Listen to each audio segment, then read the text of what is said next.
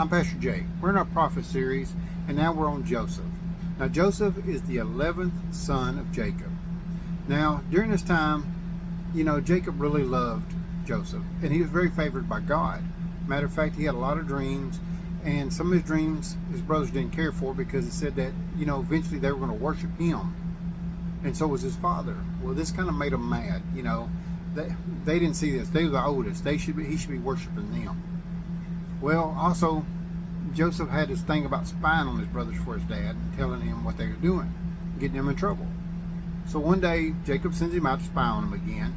Well, they see him come and decide, hey, they'll hatch a plan. Let's just kill him. Well, Reuben, the oldest, says, let's don't kill him. Let's throw him in this ditch and we'll figure out what we're going to do. So he took his coat away from him. They ripped it up and they put blood on it.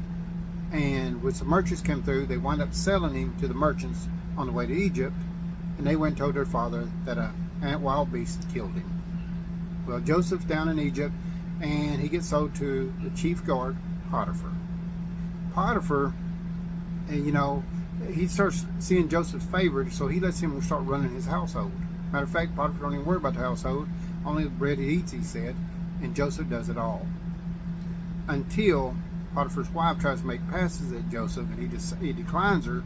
She felt embarrassed, so she told her husband that he tried something and had Joseph thrown in prison.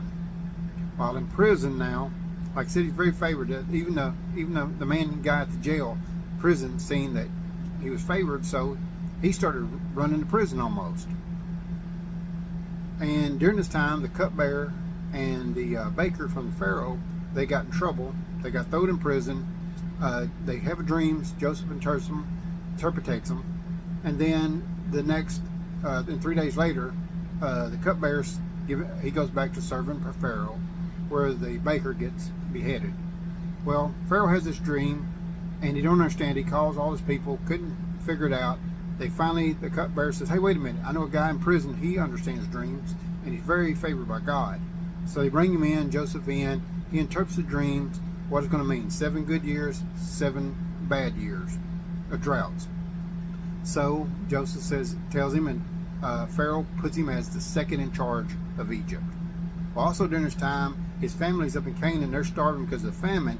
They come down to check out and find out that Joseph is the second in charge. They're scared that he's going to kill them, but he actually forgives them. Actually, the best thing in the thing, he says, what God meant what the devil meant for evil, God made it good.